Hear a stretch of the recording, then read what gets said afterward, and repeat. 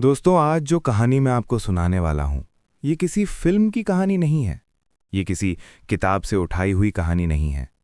ये वो कहानी है जो मेरे एक दोस्त ने मुझे सुनाई थी, रात के 2 बजे, कांपती आवाज में, जब उसकी आंखों में वो डर था जो इंसान सिर्फ तब दिखाता है जब उसने कुछ ऐसा देखा हो जो देखना नहीं चाहिए था। और दोस्तों, जिस रात उसने मुझे ये बताया, उस रात मैं भी सो नहीं पाया था। तो आज रात जो भी आप सुनने वाले हैं, उसके लिए पहले से तैयार रहें।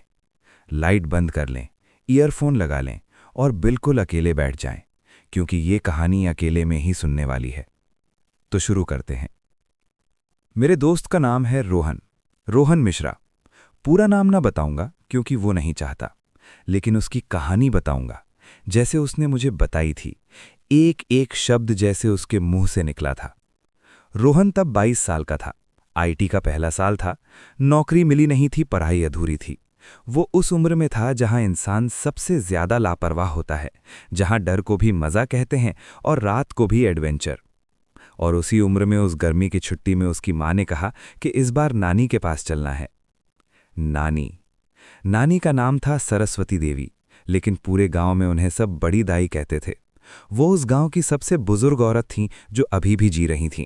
80 पार कर चुकी थीं, लेकिन उनका घर, दोस्तों, उनका घर किसी और दुनिया की चीज था। वो घर था कंदरपुर गांव में। जगह काल्पनिक है लेकिन कहानी नहीं। कंदरपुर एक ऐसी जगह थी जहां पक्की सड़क भी पहुंचते पहुंचते हिचकिचाती थी। 3 घंटे बस, फिर 1.5 घंटे का ऑटो, फिर 15 मिनट पैदल। और उस 15 मिनट के रास्ते में जंगल के किनारे से गुजरते हुए एक पुराना घर दिखता था, जिसे देखकर लगता था जैसे जमीन ने उसे ऊपर नहीं उठाया, बल्कि जमीन ही उसे धीरे धीरे नीचे खींच रही है। नानी का घर। रोहन को यह घर बचपन से याद था। जब वो 5 साल का था तब एक बार आया था। तब वो बहुत छोटा था तो घर बड़ा लगा था, लेकिन अब जब वो 17 साल बाद आया तो घर अजीब तरह से सिकुड़ा हुआ लग रहा था, जैसे उम्र के साथ घर भी बूढ़ा हो गया था। दीवारें काली पड़ चुकी थीं, जैसे किसी ने उन पर राख मल दी हो। दरवाजे की चौखट पर जो लकड़ी थी वो इतनी सूज गई थी कि दरवाजा बंद होते होते भी नहीं होता था। ऊपर की मंजिल में एक कमरा था जिसकी खिड़की के शीशे कब टूट गए थे किसी को याद नहीं था। और उस टूटी खिड़की में से एक पुरानी बेल घर के अंदर घुस आई थी, हरी काली, जैसे घर की दीवारों को धीरे धीरे निगल रही हो। यही था नानी का पुराना फाड़ों वाला घर। रोहन की माँ उसे देखकर पहले रोईं। माँ, कितना पुराना हो गया सब, उन्होंने कहा। और नानी ने जो जवाब दिया वो रोहन को आज भी याद है। नानी ने कहा था, घर नहीं पुराना हुआ बेटा, जो इसके अंदर है वो पुराना हुआ है। रोहन ने उस वक्त सोचा कि नानी का मतलब सामान से है, फर्नीचर, बर्तन, वो पुरानी पेटी जो हर घर में होती है। लेकिन बाद में, बहुत बाद में, उसे समझ आया कि नानी किसी और चीज की बात कर रही थी। पहला दिन ठीक ठाक गुजरा। माँ और नानी बातें करती रहीं। रोहन ने गांव घूमा, थोड़े नए लोगों से मिला। शाम को छत पर बैठकर आसमान देखा। शहर में ये नहीं होता। आसमान में तारे इतने नहीं दिखते, वहां बिजली की रोशनी सब ढक लेती है। लेकिन यहां इस गांव में आसमान साफ था, बहुत साफ, इतना साफ कि थोड़ा डर भी लगे। रात को जब सोने गया तो नानी ने बताया कि उसे नीचे वाला कमरा मिलेगा। नानी ऊपर सोती थी, माँ नानी के पास। नीचे? रोहन ने पूछा। वो अंधेरा वाला? हाँ, नानी ने कहा, लेकिन ऊपर मत जाना, ऊपर जो कमरा है वो बंद रहता है। क्यों? नानी ने जवाब नहीं दिया, बस उसकी तरफ देखा।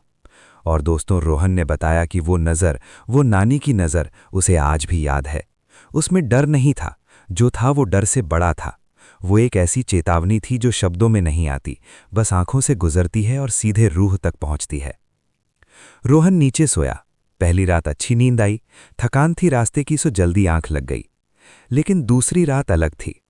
दूसरी रात रोहन को नींद नहीं आई। ऐसा होता है कभी कभी, अनजान जगह में। वो करवटें बदलता रहा। कमरे में खिड़की थी जिससे आंगन दिखता था। आंगन में एक पुराना नीम का पेड़ था जिसकी टहनियां हवा में हिलती थीं। उस रात हवा थी, थोड़ी थोड़ी, और उसी हवा में, उस पेड़ की टहनियों की सरसराहट में रोहन को एक और आवाज सुनाई दी, ऊपर से। पैरों की आवाज, धीरे धीरे, एक के बाद एक, जैसे कोई चल रहा हो, उस कमरे में जो बंद था। रोहन पहले तो हिला नहीं, लेटा रहा। उसने सोचा नानी होंगी, बूढ़े लोग रात को उठते हैं, चलते हैं। लेकिन फिर उसे याद आया कि नानी के पाँव में दर्द था।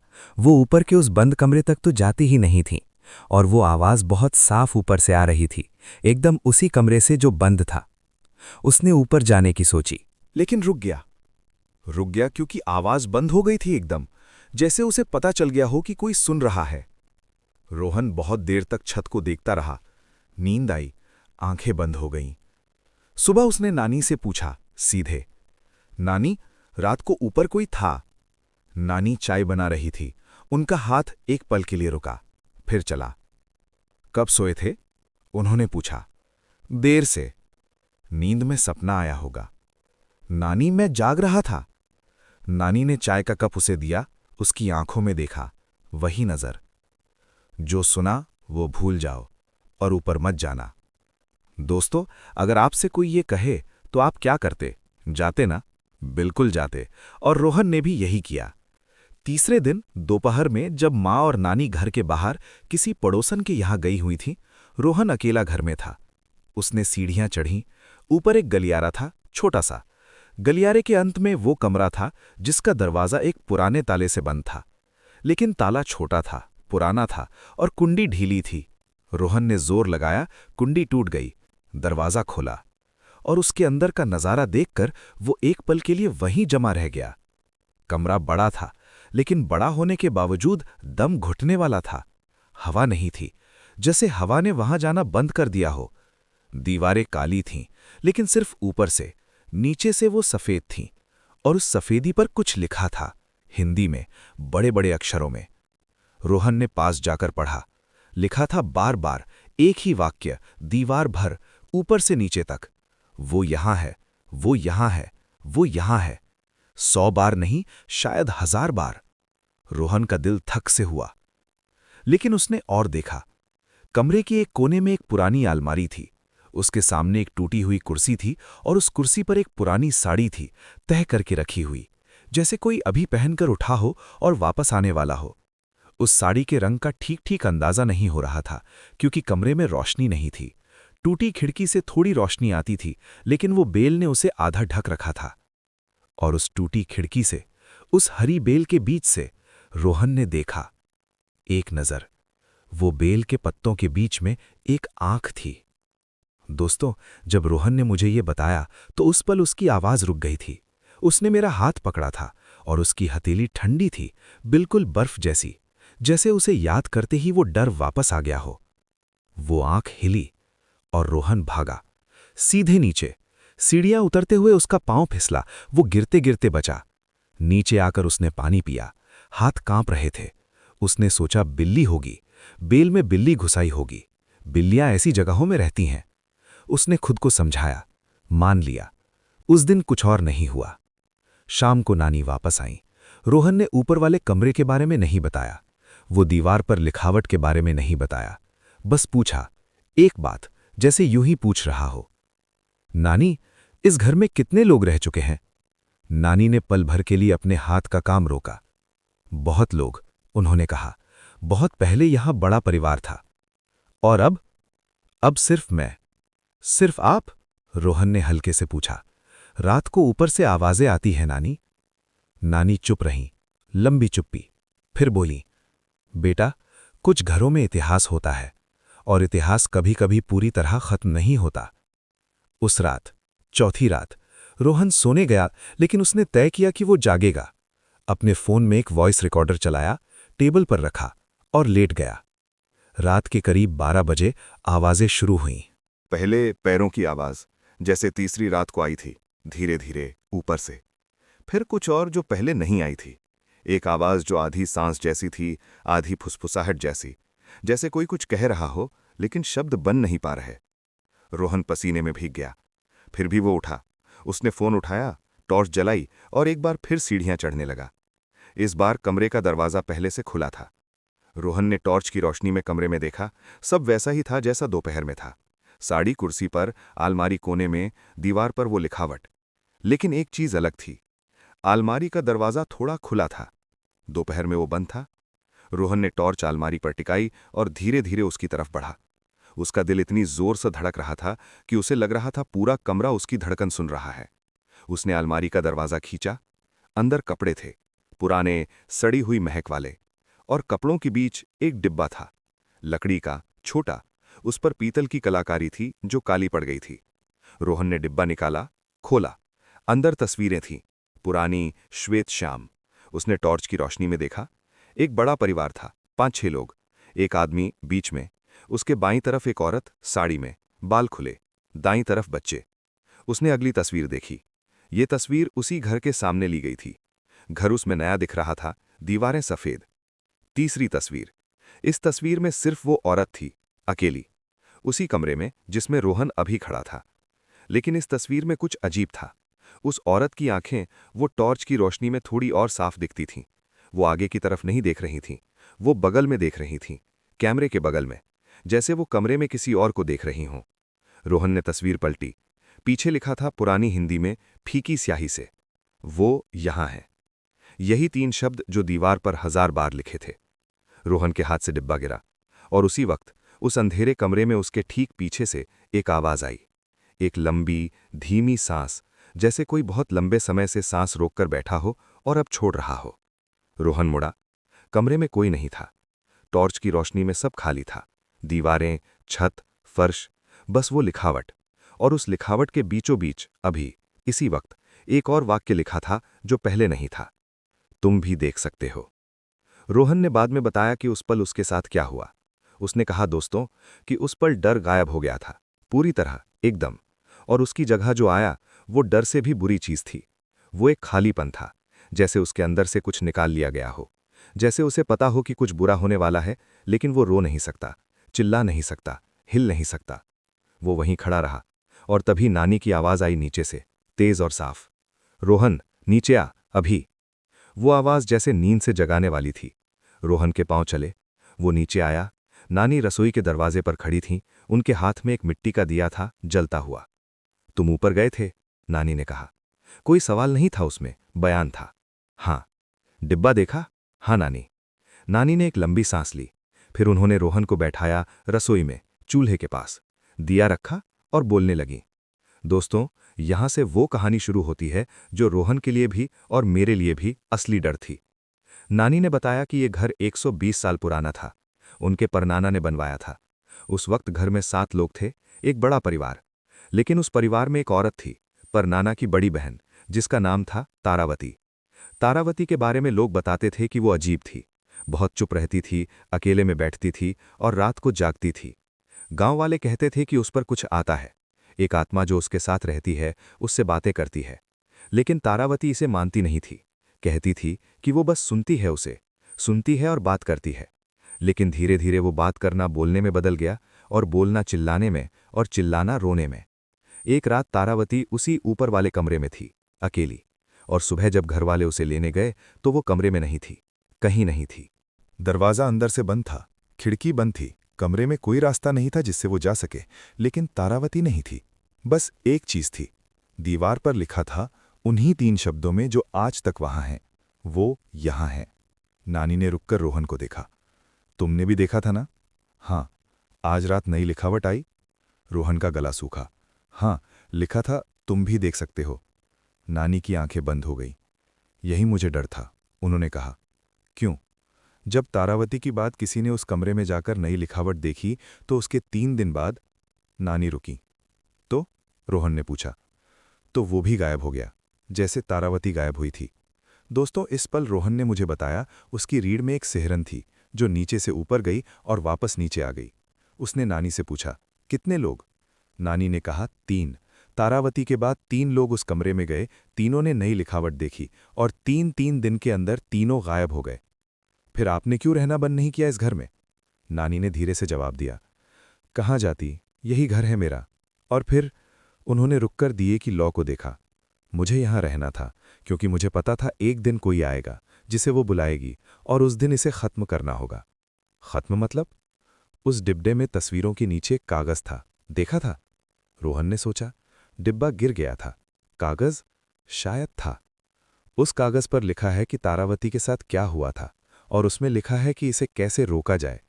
रोका जाए मतलब अब मुझे खतरा है? नानी चुप रही। नानी, तुम्हें 3 दिन है बेटा। दोस्तों, इस पल रोहन की माँ भी जाग गई थी। उन्होंने रसोई में दोनों को देखा। माँ को कुछ नहीं बताया गया। नानी ने कहा कि ये उन दोनों के बीच की बात है। उस रात रोहन सो नहीं पाया, बिल्कुल नहीं। अगली सुबह यानी 5वें दिन रोहन फिर ऊपर गया। इस बार नानी भी साथ थीं, धीरे धीरे सीढ़ियां चढ़ते हुए। दोनों उस कमरे में गए। नानी ने एक मंत्र पढ़ा धीमे से, होंठ हिलते हुए, और रोहन ने वो डिब्बा उठाया। कागज था, एकदम नीचे, कपड़े के टुकड़े में लपेटा हुआ। नानी ने उसे देखा और खोला। वो कागज तारावती ने खुद लिखा था। उसकी लिखावट थी, थरथराती हुई, और उसमें जो लिखा था उसे पढ़कर रोहन के रोंगटे खड़े हो गए। तारावती ने लिखा था कि जो आत्मा उसके साथ थी वो उसकी दुश्मन नहीं थी। वो एक औरत थी जो इस घर में बहुत पहले आई थी और जिसे इस घर में बंद कर दिया गया था, जानबूझकर। उस घर के उस जमाने के मालिक ने किसी जादू से उसे यहाँ कैद किया था, और अब वो आत्मा किसी से मदद मांग रही थी, बस मदद, मुक्ति। लेकिन जो भी उस कमरे में गया और उसे देख लिया, उसे वो अपने साथ ले गई। इसलिए नहीं कि वो बुरी थी, बल्कि इसलिए कि उसे बहुत दर्द था, और उस दर्द में उसे पता नहीं था कि वो क्या कर रही है। तारावती ने लिखा था, उसे मुक्त करने का एक तरीका है। उस घर की नींव में पूर्वी दिशा में एक काला पत्थर दबा है। उस पत्थर पर कुछ खुदा है। वो पत्थर निकालो और बहते पानी में बहा दो, आत्मा मुक्त हो जाएगी। रोहन ने कागज पढ़कर नानी को देखा। आपको पता था? हाँ। तो पहले क्यों नहीं निकाला? नानी ने थोड़ी देर चुप रहकर जवाब दिया, क्योंकि वो पत्थर तभी निकलता है जब कोई उस आत्मा को देख ले, और उसे देखने के लिए उस कमरे में जाना जरूरी था। मैंने खुद कोशिश की थी बहुत साल पहले, लेकिन उसने मुझे नहीं दिखाई दी। क्यों? पता नहीं। शायद मुझे नहीं चाहिए था, शायद तुम्हें चाहिए था। ये सुनकर रोहन के मन में एक सवाल आया, जो शायद उसे नहीं आना चाहिए था। नानी, अगर मैंने पत्थर नहीं निकाला तो 3 दिन में क्या होगा? नानी ने जवाब दिया, बहुत धीरे, वो यहां आ जाएगी और तुम वहां चले जाओगे जहां तारावती गई थी। उस दिन दोपहर को रोहन ने घर की पूर्वी दिशा में खुदाई शुरू की। माँ ने पूछा क्या हो रहा है? नानी ने कहा पुरानी नाली साफ कर रहे हैं। माँ मान गई। 1 घंटे की खुदाई के बाद पत्थर मिला, काला, चिकना, हथेली जितना, और उस पर खुदा था, छोटे छोटे अक्षरों में, एक नाम। रोहन ने नाम पढ़ा। उसे मैं आपको नहीं बताऊंगा, क्योंकि रोहन ने मुझे बताया था कि नाम मत बताना किसी को, लेकिन इतना बताऊंगा कि वो नाम एक औरत का था। और उसे पढ़ते ही उस दोपहर में, उस धूप में, रोहन को एक पल के लिए ठंड लग गई। गांव से 3 किलोमीटर दूर एक नदी थी। नानी ने बताया था कि वहां जाकर पत्थर बहाना है। रोहन शाम को गया, अकेला। नानी ने साथ आना चाहा, लेकिन उनके पांव नहीं चलते थे इतनी दूर। वो नदी के किनारे पहुंचा। पानी साफ था, बह रहा था। आसमान में शाम की लालिमा थी। उसने पत्थर हाथ में लिया, और तभी उसे महसूस हुआ कि वो अकेला नहीं है। नदी के किनारे 10 कदम दूर वो थी, वो आत्मा, सफ़ेद साड़ी में, लंबे बाल। चेहरा दिखता था लेकिन अस्पष्ट था। वो बस खड़ी थी, हिल नहीं रही थी। रोहन के पैर नहीं हिले, लेकिन उसने एक काम किया। उसने आंखें बंद की, एक सांस ली, और हाथ आगे बढ़ाकर पत्थर पानी में डाल दिया। पत्थर पानी में गया, एक छोटी लहर उठी, और फिर जो हुआ वो रोहन ने मुझे बताया। उसने कहा दोस्तों कि उस पल एक आवाज़ आई, उस आत्मा की, बहुत धीमी, इतनी धीमी कि सुनने के लिए शायद दिल का खुला होना जरूरी था। वो आवाज़ थी, शुक्रिया, बस यही। और जब रोहन ने आंखें खोली, नदी के किनारे वो जगह जहां वो खड़ी थी, वहां कोई नहीं था, एक भी निशान नहीं। बस नदी की आवाज़ थी, बहता पानी था, और दूर कहीं एक चिड़िया का गाना था। रोहन वापस आया। नानी आंगन में बैठी थीं। उन्होंने उसे देखा। उनकी आंखों में एक सवाल था। हो गया? उन्होंने पूछा। हाँ। नानी ने आंखें बंद की, और उनके चेहरे पर जो भाव आया, रोहन ने बताया कि वो उसने अपनी जिंदगी में किसी के चेहरे पर नहीं देखा था। वो राहत थी, हाँ, लेकिन वो राहत से भी बड़ी कोई चीज़ थी, जैसे बहुत पुराना, बहुत भारी बोझ उतर गया हो। उस रात घर में सब सोए, और ऊपर से कोई आवाज़ नहीं आई, बिल्कुल नहीं। अगले दिन, छठे दिन, रोहन की माँ ने कहा कि चलते हैं।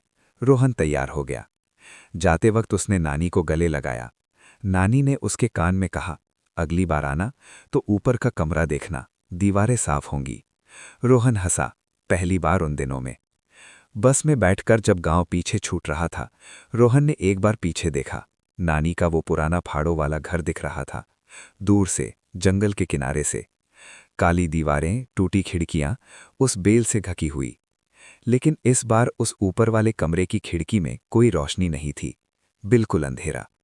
और ये अंधेरा, रोहन ने बताया, पहली बार उसे डराया नहीं।